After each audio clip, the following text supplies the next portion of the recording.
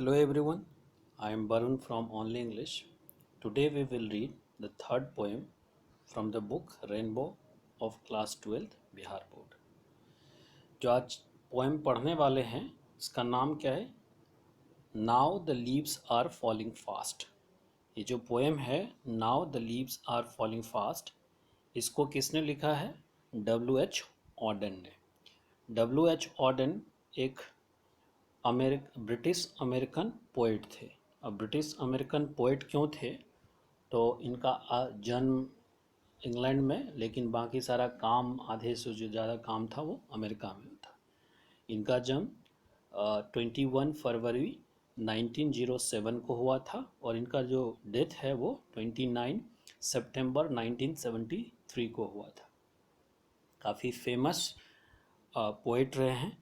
पढ़ते हैं अब इनके बारे में, W.H. ऑडेन के बारे में.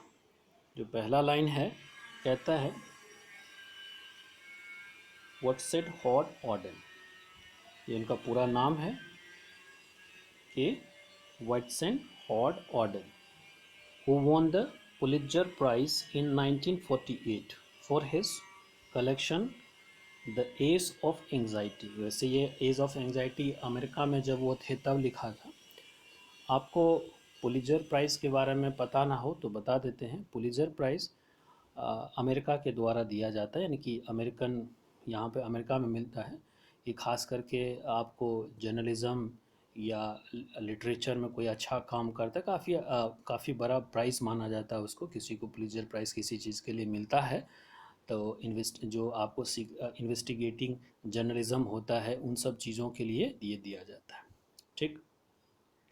Was a versatile and intellectually vigorous poet. Versatile का मतलब सर्वगुणी के सर्वमुखी कह सकते हैं, काफ़ी अच्छे. और इंटेलेक्चुअल का मतलब ज्ञानी. विगरस का मतलब क्या होता है? जो काफ़ी एक तरह से हम कह सकते हैं वेरी फोर्सफुल. तो पोइट थे. वर्स एंड ड्रामेटिस्ट, यानी सब उनके बारे में बताए कि क्या थे? पोइट थे.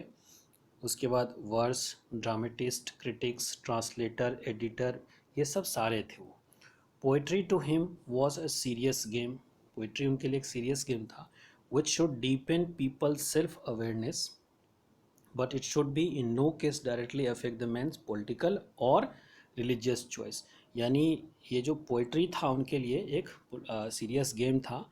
विच शुड डीपेन. अब डीपेन का क्या मतलब होता है? मेक समथिंग डीपर, यानी ये रियलाइज़ करवाते थे इंसान को जो अपना सेल्फ अवेयरनेस होता है, यानी अपने बारे में. ठीक. But it should know case directly affect, लेकिन ये किसी भी तरीके से इंसान का जो है डायरेक्टली अफेक्ट नहीं करता था. किस चीज़ के लिए? पॉलिटिकल और जो रिलीजियस चॉइस था उसके लिए. हिज अर्ली पोएट एग्जिबिट का मतलब होता है दिखाना. Exhibit the interest in the political affair and ideas, but later his poems are overtly Christians and more personal in tone. शुरुआत में जो इनके पोएम वगैरह थे वो क्या था? पॉलिटिकली रिलेटेड था, यानी पॉलिटिकल से पॉलिटिकल से रिलेटेड था. लेकिन बाद का जो इनका पोएम वगैरह या प्रोज वगैरह था जो है वो क्या था? ओवरटली क्रिश्चियंस, यानी धर्म से और पर्सनल लाइफ से रिलेटेड था. ठीक. उसके as a technicians Auden explore a variety stanza form and meters. यानी कि एज ए टेक्नीशियंस तो ये जो ऑर्डन थे उन्होंने काफ़ी वेराइटी ऑफ स्टैंजा, यानी कि अलग अलग स्टैंजा जो लिखा जाता है उसको एक्सप्लोर किया. और मीटर का मतलब आपने पढ़ा होगा कि मीटर तो आपको मेज़रमेंट के लिए, यानी कि नापने के लिए यूज़ किया जाता है.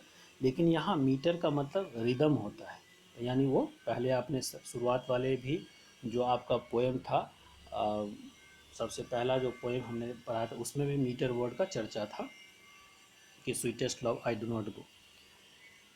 He had a passion for a word coining. अब वर्ड क्वाइनिंग का क्या मतलब है? वर्ड को नया वर्ड इन्वेंट करना. शेक्सपियर ने काफ़ी इस तरीके से काम किया. तो he had a passion for word coining and using archaic words. अब यहाँ जो लिखा गया है कि he had a passion for word coining, यानी कि नया तरीके का वर्ड बनाना, और यूजिंग आर्किक वर्ड. अब ये आर्काइक वर्ड जो होता है, यानी कि आर्काइक का मतलब बहुत पुराना. तो आप देखते होंगे जो आपने शुरुआत वाला पोएम पढ़ा था कि THOU दो लिखा था, उसका मतलब यू होता है, THY का मतलब योर। तो इस तरह के जो वर्ड है ये यूज़ करते थे, ठीक, अपने पोएम में, which makes him at a time difficult to understand. और इस कारण से इस तरह के जो वर्ड यूज़ करते तो पीपल को समझना बड़ा मुश्किल होता था इनका poem. He left England as early as 1939 to settle permanently United State, यानी कि जब सेकेंड वर्ल्ड वॉर शुरुआत हुआ था तब ये छोड़ करके इंग्लैंड को कहाँ आ गए थे, यूनाइटेड स्टेट यानी कि अमेरिका आ गए थे, ठीक। Auden work is divided into a British and American phase, इसीलिए इनको क्या कहा गया था, British and American poet. The notable works of English phase are, यानी कि जो इंग्लैंड में उनका जो अच्छा काम हुआ वो क्या था, ये सब सारे जो उसके काम थे वो जहाँ इंग्लैंड में हुआ, उसमें क्या था, the orator, the dance of death, the look stranger, ये सब आपको बुक जो चैप्टर है, ये जो बुक है या इसका जो काम है याद रखना पड़ता है, क्योंकि आपको पूछा जाता है। हम आपको जब क्वेश्चन करवाएंगे तो इस तरह के क्वेश्चन दिखाएंगे कैसे पूछा जाता है, ठीक। उसके बाद another time the notable work in America, यानी अमेरिकन फेज में जो काम हुआ उसके चर्चा यहाँ पर, the new letter, the times of being, the age of anxiety, जिसके लिए इनको नोबेल प्राइज़ मिला, जो सो आप सॉरी वो नोबेल प्राइज पुलित्जर प्राइज़ मिला, the shield of Achilles, the present lyrics, the now the leaves are falling fast, यानी अब जो पोएम पढ़ने वाले हैं वो भी इसी में है। तो अब ये जो हम पोएम पढ़ने वाले हैं कि now leaves are falling fast, ये क्या है, इनेक्ट्स द फ्रस्ट्रेशन इनहेरिटेड, यानी कि ह्यूमन इन फ्रस्ट्रेशन का मतलब होता है जो लोग अपने आप से जो निराश हो जाता है, फ्रस्ट्रेशन इनहेरिटेड इन ह्यूमन है कि आप कुछ करना चाहते हैं आप बन नहीं पाते, नहीं हो, तो ये जो फ्रस्ट्रेशन होता है ह्यूमन लाइफ का वही है। And the aspirations that are not fulfil and sense of loneliness in which every individual lives in, यानी क्या है, ये जो now leaves are falling fast जो है वो क्या बता है, फ्रस्ट्रेशन बताता है इंसान का कि अपने ह्यूमन लाइफ में जो है अगर वो कुछ नहीं कर पाता है, जो चीज़ वो एस्पिरेशन रहता है कि हम, मान लीजिए आप लोग अभी पढ़ाई कर रहे हैं, किसी को इच्छा होगा कि हम यूपीएससी निकाले, किसी को इंजीनियरिंग निकाले, किसी को कुछ, लेकिन नहीं हो पाता है, सबको सब कुछ तो मिलती नहीं है। तो उसी में जो लोग इंसान फ्रस्ट्रेट हो जाता है, अपने आप को अलग तरीके से फिर जीता है और फिर मर जाता है, उसी के बारे में यहाँ पर यह चर्चा किया गया है, ठीक। तो चलते हैं स्टेंजा की तरफ।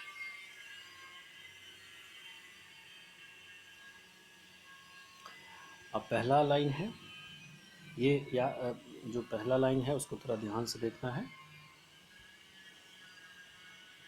Now the leaves are falling fast, nurses flower will not last, nurses to the grave are gone and pram go rolling on. पहले तो लीव्स फॉलिंग फास्ट, तो लीव्स का मतलब, नर्सेस फ्लावर क्या होता है, फ्लावर ग्रोइंग अंडर और beside a supporting tree collars, यानी एक बड़ा सा ट्री वगैरह जो होता है उसके नीचे में जो छोटी छोटी पत्ते वगैरह जो होते हैं उसको हम नर्सेस फ्लावर, जो कि एक पे डिपेंड होता है।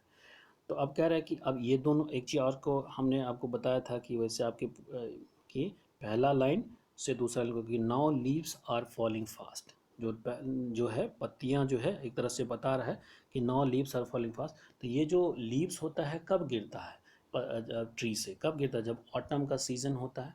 तो एक तरह से इंसान जब बुढ़ापे की तरफ जाता है तो उनको अपनी वीकनेस या उसको मरने का जो आभास होता है धीरे धीरे होने लगता है। Nurses flowers will not last, अब ये नर्सेस फ्लावर क्या है जो आपको बता दी, नर्सेस फ्लावर्स मतलब क्या, जो फ्लावर ग्रोइंग अंडर थे, तो यानी जो नर्सेस फ्लावर है वो अब लास्ट नहीं करेगा, यानी कि जो लीव्स है अगर उसके पत्ते गिर रहे हैं तो जो नर्सेस फ्लावर है जो कि लीव्स पे टिका हुआ वो भी नहीं टिक पाएंगे।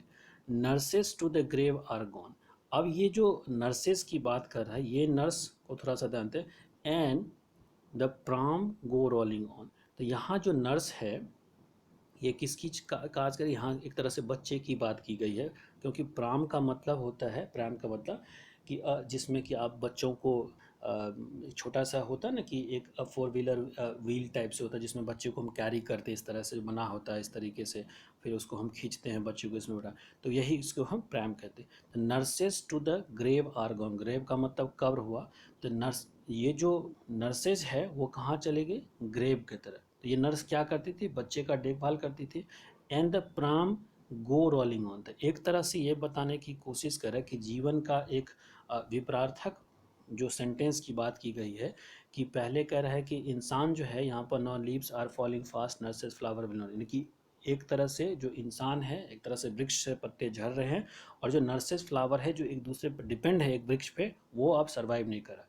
फिर यहाँ पर कह रहे कि nurse to the grave are gone, यानी कि नर्स जो है वो ग्रेव के यानी कि वो मर चुकी है, यानी कि वो जा चुके हैं।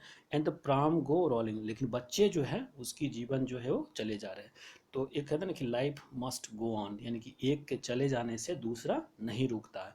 तो यानी ये नर्स जो इस बच्चे को देखो वो चली गई, लेकिन ये बच्चे का जो जीवन है चले जा रहे हैं। तो ऊपर में एक तरह से हम कह सकते हैं कि बड़े का कंपेयर किया गया, नीचे में एक छोटे से कंपेयर किया गया। तो इस तरीके से हम कह सकते हैं कि now the leaves are falling fast nurses flower will not last nurses to the grave are gone and pram go rolling on. ठीक, इस तरीके से। अब फिर नेक्स्ट लाइन में कह रहे हैं कि विस्परिंग नेवर्स लेफ्ट एंड राइट। अब ये विस्परिंग नेवर क्या है?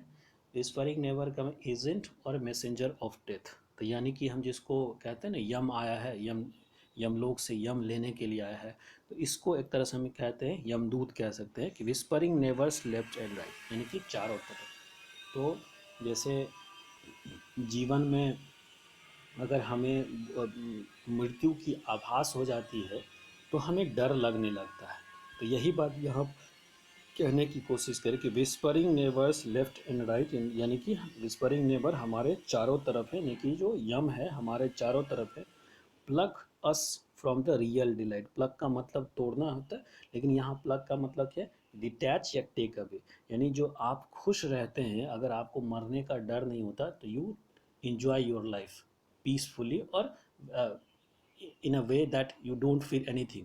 लेकिन अगर आपको मरने का डर हो जाता है कि हम कल मरने वाले हैं, हमारी मौत नज़दीक आने वाली है, तो जो खुशी होती है वो छिन जाती है हमारे लाइफ से। तो वही कह रहे हैं जो यम जो है हमारे चारों तरफ है और हमारे लाइफ में जो रियल खुशी है वो छिन जाता है। ठीक, तो whispering neighbours left and right the plucks us from the real delight.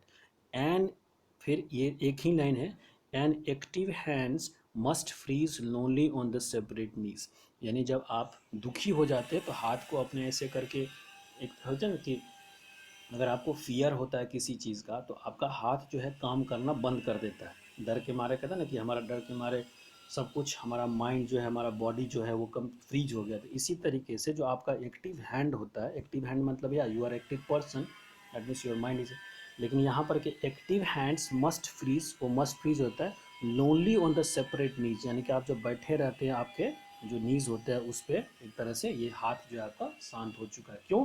कि आपको मरने का डर है। तो अगर एक तरफ से हम इस सारे सेंटेंस को मिलाएं तो हमें इस बात का डर है कि जो यम है वो आ चुका है हमें ले जाने के लिए, तो जो रियल डिलाइट है वो भी हमारे लाइफ से जा चुका है और हम चुपचाप बैठे हैं, हमारा हाथ जो है वो फ्रीज हो चुका है अपने नीज पे। ठीक, नेक्स्ट लाइन देखते हैं, dead in the hundreds back follow wooden in a track. यहाँ वुडन का मतलब ऐसे लकड़ी होता है, लेकिन यहाँ वुडन का मतलब क्या होगा? कॉफिन, जिसमें कि आप देखते हैं हिंदू धर्म में तो नहीं होता है, लेकिन बाकी क्रिश्चियंस वगैरह धर्म में देखते हैं ना कि अलग अलग रिलीजन में कि जो उसको बंद करके ले करके जाता है आपको वहाँ पर दफनाने के लिए, तो उसको कॉफिन कहा जाता है। तो dead in the hundreds at back foot follow wooden in our track. तो कहता है कि डेड यानी कि मरना, हंड्रेड्स मतलब सैकड़ों, सैकड़ों लोग हमसे, सैकड़ों लोग पहले मर चुके हैं और उसको follow wooden in our track, यानी उसको लेकर के शमशान जाया जा चुका है। Arms raise stiffly to reprove. अब यहाँ पर आर्म्स, रेज का मतलब, आर्म्स मतलब हमारे हाथ, रेज मतलब उठाना, और स्टिफली का मतलब हार्डन या डिफिकल्ट वे। रिप्रूव, रिप्रूव का क्या मतलब होता है? रिब्यूक, यानी कि हेट करना।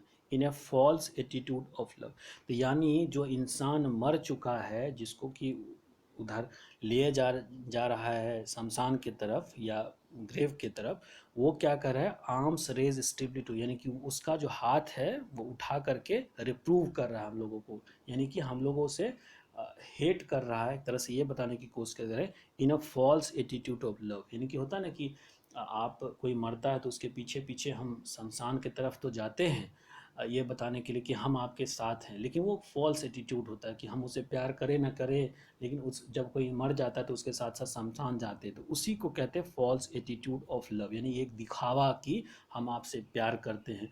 तो इसीलिए कहा गया कि dead hundreds at a back follow the wooden in our track, arms raised stiffly to the reproof in a false attitude of love। ठीक, नेक्स्ट लाइन कहता है स्टाविंग थ्रू द लीफलेस वुड। अब लीफलेस वुड का मतलब यहाँ पर जंगल, लकड़ी ने, तो स्टाविंग थ्रू द, अब स्टाविंग का क्या मतलब है, भूख से मतलब कि मरना होता है, लेकिन यहाँ पर किसकी बात किया, लीफलेस। अब स्टाव जो कि एक तरह से हम इसको कह सकते हैं कि ये आपका मेटाफर है, क्योंकि स्टाव तो इंसान होता है, लीफ कोई वृक्ष तो स्टाव हो नहीं सकता है, लेकिन यहाँ पर कम कि स्टाविंग थ्रू द लीफलेस ईयर, यानी कि जंगल जो है उसमें पत्तियाँ रहित जंगल है, यानी कि उसमें कोई भी पत्ती नहीं, यानी कि सूखने वाला स्थिति है। Troll run scolding for their food.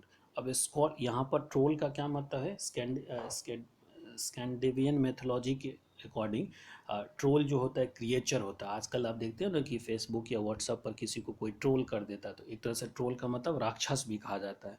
तो यानी कि अब क्या रहा है कि स्टाविंग थ्रू द लीफलेस वुड, अगर एक ही लाइन है यहाँ से इसको हम वो करें तो स्टाविंग through the leafless would trolls run scolding for their food, यानी कि जो जंगल है जिसमें कि लीव्स नहीं है, यानी जंगल रहित, जो लीव्स रहित जंगल है उसमें जो है वो क्रिएचर राक्षस जो है रन स्कॉल्डिंग। अब स्कॉल्डिंग का मतलब होता है डांटना, लेकिन यहाँ पर स्कॉल्ड का मतलब हल्ला मचाना, तो दौड़ रहा है हल्ला मचाते हुए किसके लिए, फॉर देयर फूड, अपने फूड के लिए। फिर नेक्स्ट लाइन में कहता है एंड द नाइटिंगल इज डम।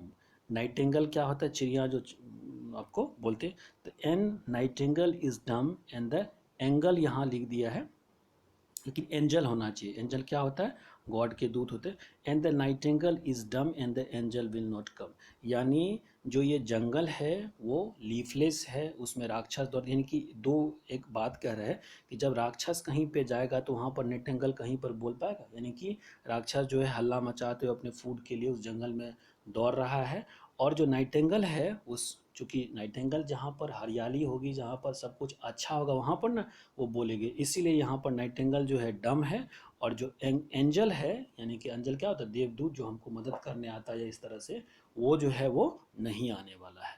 ठीक, लास्ट लाइन में कहता है कोल्ड इम्पॉसिबल अहेड, यानी अब इतना ख़राब स्थिति है कि हमारे आगे ठंड है, इम्पॉसिबल है, अहेड मतलब आगे, यानी आपके आगे जो है स्थिति काफ़ी ख़राब है। लिस्ट, अब इस lists the mountain lovely head. अब देखिए लिस्ट का मतलब वैसे बहुत कुछ होता है, लिस्ट का मतलब आपका स्टॉक होता है, लिस्ट का मतलब कोई एक तरह से आप कोई लिस्ट बनाते हैं, लेकिन यहाँ लिस्ट का मतलब क्या हुआ, लीन, LEAN, यानी कि झुका हुआ, और माउंटेन्स लवली है। तो इस लाइन में हमको अभी तक तो सारे निराशा वाली बात बता, इस लाइन में हमको थोड़ा सा आशा वाली बात बताने की कोशिश की कि कोल्ड इम्पॉसिबल अहेड, हमारे आगे ठंड है। अब कोल्ड का मतलब, ठंड का मतलब कि स्थिति बहुत काफ़ी दयनीय है, मतलब हम जिससे निकल नहीं सकते, मामला बड़ा इम्पॉसिबल है जिससे हम जूझ नहीं सकते हमारे इन आगे। लिस्ट माउंटेन्स लवली अहेड, लेकिन जो माउंटेन है उसका जो हेड है वो झुका हुआ है। ठीक, ठीक, और यही लाइन आगे भी इंजाइमेंट हम इसको कहते हैं, क्योंकि एक लाइन से, so cold impossible head list mountain lovely head whose white waterfall, किसका, माउंटेन का, whose white waterfall could bless, यानी ये जो झुका हुआ माउंटेन है उसका जो वाटरफॉल है वो एक क्या कर सकता है, हमको आशीर्वाद दे सकता है। ब्लेस का मतलब आशीर्वाद देना। तो अभी तक हमारे आगे शुरू, अभी तक जो हमको बताया गया कि ये सब सारे जो आप देख रहे हैं कि सारा क्या क्या बता रहा है, कहीं पर जो दैत्य एक तरह से जो है यमलोक से यमदूत आ चुका है, हमारे लाइफ को बर्बाद कर रहा है, हम लोग काफ़ी डरे हुए हैं, सारा कुछ निराशा वाला सेंटेंस अभी तक हमने चारों में पढ़ा। लेकिन लास्ट में हम क्या पढ़ रहे हैं कि हमारे आगे सब कुछ इम्पॉसिबल सा है, इम्पॉसिबल सा है, लेकिन जो लिस्ट ऑफ माउंटेन है वो क्या उसका जो हेड है वो झुका हुआ है, whose white waterfall could bless, जो कि है आशीर्वाद दे सकता है। Traveller in their last distress, last distress का मतलब लास्ट क्षण, यानी कि मरने वाला क्षण। ट्रेवलर मतलब कौन, इंसान। तो ये जो वाटरफॉल है, यानी लिस्ट ऑफ माउंटेन जो है, ये जो इसका जो वाटरफॉल है वो क्या कर सकता है, आशीर्वाद दे सकता है, किसको, हम सबको अपने लास्ट क्षण में। तो यहाँ इस तरीके से इस लाइन को बताया गया।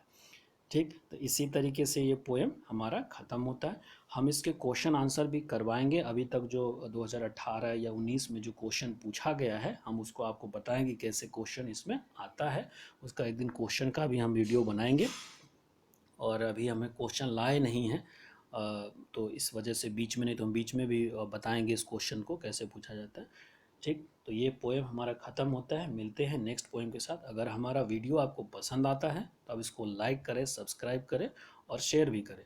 और एक चीज़ बता देते हैं कि शुरुआत में हम थोड़ा सा इंग्लिश एक आध लाइन बोलते हैं, अदरवाइज़ ये हमें पता है कि बिहार बोर्ड के लिए मैं बना रहा हूँ तो ज़्यादा मैं इंग्लिश का मतलब इंग्लिश में इसको एक्सप्लेन नहीं करता हूँ, क्योंकि हिंदी में बना रहा हूँ तो हिंदी में ही करूँगा। एक आध लाइन मैंने शुरुआत में बोली होगी, तो इसके लिए आप इस वीडियो को स्किप ना करें, पूरे वीडियो को देखें और इसको शेयर करें। मिलते हैं नेक्स्ट वीडियो के साथ। Till the time, have a good day to all of you.